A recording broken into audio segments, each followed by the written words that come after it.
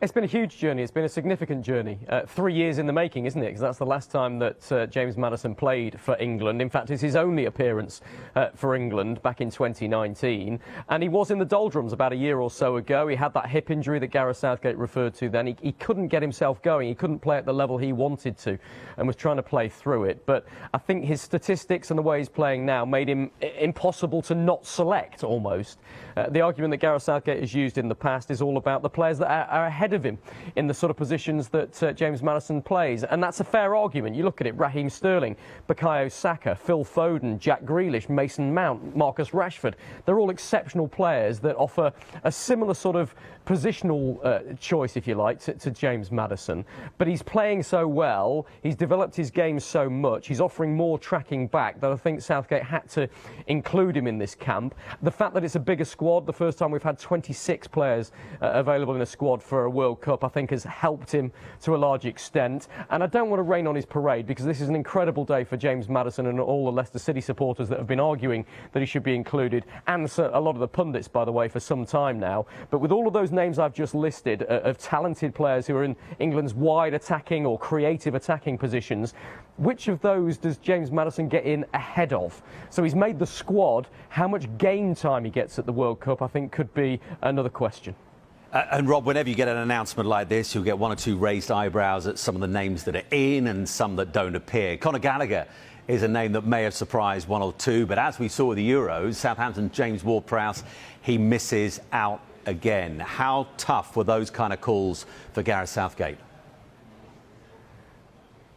Very tough, and really tough on James Ward-Prowse, who, remember, is very close to Gareth Southgate. They've worked together an awful lot ever since the under-21s. And James Ward-Prowse had exactly the same scenario in the Euros about 16 months ago, where he was in the extended squad. He was on the verge of being picked for the final squad of 26, but then just missed out. And that's exactly what's happened here.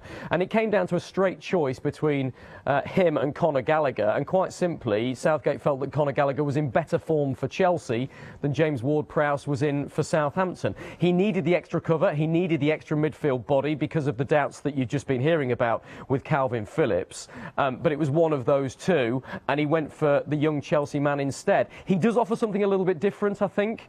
He's good going forward. He scores goals. He creates goals. He's a little bit more box-to-box. Not as good, obviously, from set pieces as James Ward-Prowse is, but just in better form as far as the England manager was concerned. And I think there were a lot of those 1-from-2 decisions that Southgate had to make throughout the squad today.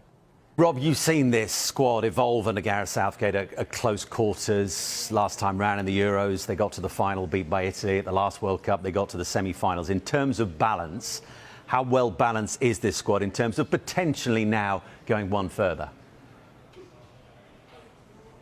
Well, it was the first question I asked Gareth Southgate in the news conference today. I said, look, is this a squad that you believe can win the World Cup? Is it strong enough? And he smiled and laughed it off and didn't answer the question. He's always said that England are amongst a group of maybe 6 nations that can win it. And I think he's probably right. You look at the superpowers of Brazil and Argentina and France and even Spain, and they're not perhaps the elite teams at their absolute peak as they were a few years ago. So there's an opportunity for England there. But I think Gareth Southgate has always tried to set up his squad in a way to protect his defence, and I think he always will have concerns about England defensively. It's why he tends to get criticised for playing cautiously and going with 2 defensive midfield players to protect the back 4 or back 3, depending on which systems he's used. And that is still the case. The fact that Harry Maguire is in this squad speaks volumes. He can't get in the Manchester United team, but he's one of the first names in the England squad, a name of 26 that Gareth Southgate has named. So he's also got injury concerns at the back with Kyle Walker as well. So I think that will be his concern. There's no doubt you add Maddison to the attacking talent that England have already got, and they're going to be a force going forward.